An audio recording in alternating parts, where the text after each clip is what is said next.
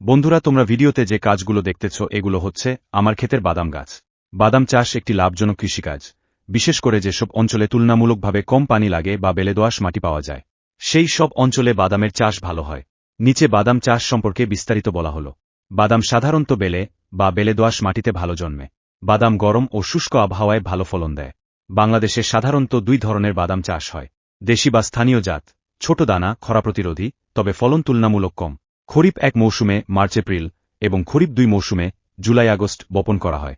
বপনের পর মাটি ভেজা থাকলে সেচের দরকার নেই।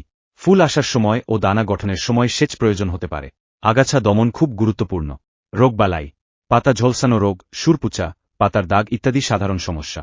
ফসল সংগ্রহ, বাদাম মূলত মাটির নিচে হয়, তাই এটি পাকছে কিনা দেখতে হলে গাছ উঠিয়ে দেখা লাগে।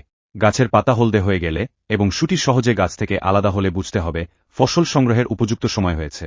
বপনের 3 থেকে 4 মাসের মধ্যে